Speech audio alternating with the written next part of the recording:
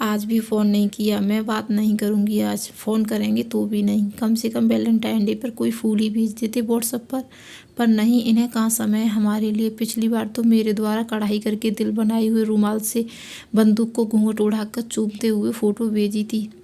इन्हीं ख्यालों को सोचते हुए आज पूनम के होठों पर जरा सी मुस्कान उभर आई। अभी 1 साल ही तो हुआ था पूनम और राजेश की शादी को। पूनम जब राजेश से पहली बार मिली थी तभी उसने अपने होने वाले पति के देश प्रेम की झलक साफ देखने को मिल गई थी। पहली मुलाकात में ही राजेश ने पूनम को कह दिया था कि इस दुनिया में वो सबसे ज़्यादा प्रेम अपनी भारत माता से करता है।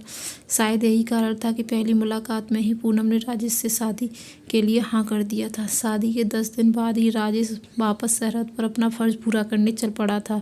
हालांकि इन 10 दिनों में राजेश और पूनम केवल 3 दिन ही साथ रहे थे, लेकिन 3 दिनों में पूनम ने अपनी पूरी ज़िंदगी राजेश के साथ जी ली थी। वापस आने का वादा करके राजेश चला गया, लेकिन पूनम रोज़ राजेश के फ़ोन का इंतज़ार घंटों फ़ोन के पास बैठकर करती थी। आज भी वह राजेश से फ़ोन का इंतज़ार कर रही थी। आत्मविश्वास वह अपनी सास को आवाज़ लगाकर पूछने ही वाली थी, आपके बेटे का फ़ोन आया क्या? तभी याद आया कि ससुर जी घर पर हैं, तो मुन्ने को सुलाकर धीरे से अपने कमरे से निकलकर सासू माँ के कमरे की तरफ बढ़ी। तभी ससुर जी के कमरे में चल रही टीवी में एक सहमी सी पत्रकार कहती हुई सुनाई पड़ी, इस वक्त की एक बड़ी खबर आ रही है। पुलवामा में आतंकी हमले में कई सैनिकों के शहीद होने की बुरी खबर इस वक्त हम आपको सुना रहे हैं। ये शब्द उसके कानों में पड़ते ही सब कुछ इस तरह सुन्न पड़ गया कि मानो उसके कानों में कोई ग्रेनेड फट गया हो। परसों फ़ोन पर यहीं तो जाने की बात कर रहे थे। नहीं नहीं, यह नहीं हो सकता, उन्होंने कुछ और बोला होगा, लेकिन सुबह से उनका फ़ोन क्यों नहीं आया? यही सोचती हुई बाहर दीवार पकड़कर बैठ गई।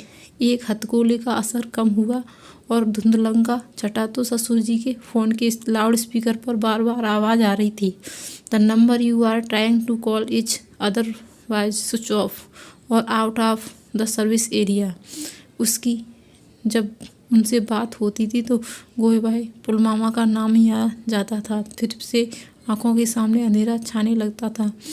थोड़ी देर बाद उसने हिम्मत करके ससुर जी के कमरे का द्वार हल्का सा खोल दिया। वो इस तरफ पीठ करके बैठे, कभी फ़ोन तो कभी टीवी देख रहे थे। तभी तीसरा विस्फोट हुआ। समाचार चैनल का लाइव संवाददाता घटनास्थल की रिपोर्ट दे रहा था। तभी उसकी नज़र एक बंदूक पर पड़ी जिस पर एक खून से सना सफ़ेद रुमाल पड़ा था, जिस पर दिल का निशान देखते ही वो धड़ाम से गिर पड़ी। इस कहानी के माध्यम से हमारा उद्देश्य आपको शहीद के एक परिवार से रूबरू कराने का था। आप सभी पाठकों से अनुरोध है कि इस कहानी को ज़्यादा से ज़्यादा फेसबुक, व्हाट्सएप पर शेयर करें ताकि देश प्रेम की अलग हर युवा में जा सके। जय हिंद, वंदे मातरम।